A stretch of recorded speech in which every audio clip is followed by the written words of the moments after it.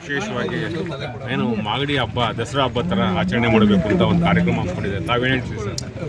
ಕೆಂಪೇಗೌಡರು ಕಟ್ಟಿದಂಥ ನಾಡು, ವಿಶೇಷವಾಗಿ ಅವರು ಕಟ್ಟಿದಂಥ ಕೋಟೆ ಮತ್ತು ನಾಡನ್ನು ರಕ್ಷಣೆ ಮಾಡಲಿಕ್ಕಿರ್ತಕ್ಕಂಥ ಅಧಿದೇವತೆ ಕೋಟೆ ಮಾರಮ್ಮ.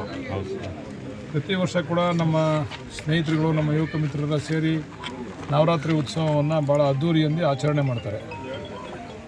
ವಿಜಯದಶಮಿ ದಿವಸ ಪ್ರತಿ ರಸ್ತೆಯಲ್ಲೂ ಕೂಡ ಮಾಗಡಿ ಪಟ್ಟಣದಲ್ಲಿ ಮೆರವಣಿಗೆ ಕೂಡ ಮಾಡ್ತಕ್ಕಂಥ ಪದ್ಧತಿಯನ್ನು ಬೆಳೆಸ್ಕೊಂಡ್ಬಂದಿದ್ದಾರೆ. ಈ ಸಾರಿ ವಿಶೇಷವಾಗಿ ಮಾಡಬೇಕು ಅಂತೇಳಿ ನನ್ನ ಗಮನಕ್ಕೆ ತಂದಿದ್ದರು.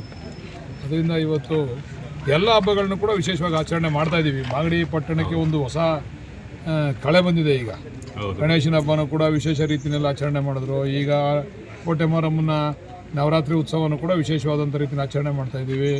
ಮುಂದೆ ಶಿವರಾತ್ರಿನಲ್ಲಿ ಸೋಮೇಶ್ವರ ದೇವಸ್ಥಾನ ತಾವು ವಿಶೇಷವಾಗಿ ಅದನ್ನು ಕೂಡ ಆಚರಣೆ ಮಾಡ್ತೀವಿ, ಶಿವರಾತ್ರಿಯಲ್ಲಿ ಆಚರಣೆ ಮಾಡ್ತಿದ್ದೀವಿ. ಅಂದರೆ ನಮ್ಮ ಭಾಗದ ಜನಗಳ ಬಯಕೆಯನ್ನು ಈಡೇರ್ತಕ್ಕಂಥ ಕೆಲಸವನ್ನು ನಮ್ಮ ತಂಡ, ನಮ್ಮ ಯುವಕ ಮಿತ್ರರು, ನಮ್ಮ ಸ್ನೇಹಿತರೆಲ್ಲ ಸೇರಿ ಮಾಡ್ತಾಯಿದ್ದೀವಿ. ಓಕೆ ಸರ್, ಮಾಗಡಿ ದಸರಾ ಏನಾದ್ರು ಟೈಪಲ್ಲಿ ಏನಾದರೂ ಮಾಡಬೇಕು ಅದನ್ನು ಪ್ಲ್ಯಾನ್ ಮಾಡ್ತೀವಿ. ಯಾಕಂದರೆ ನಾವು ಆನೆ ಕರೆಸ್ಬೇಕು ಅಂತೇಳಿ ನಾವು ಪ್ರಯತ್ನ ಪಟ್ಟಿದ್ದ ಮೆರವಣಿಗೆಗೆ.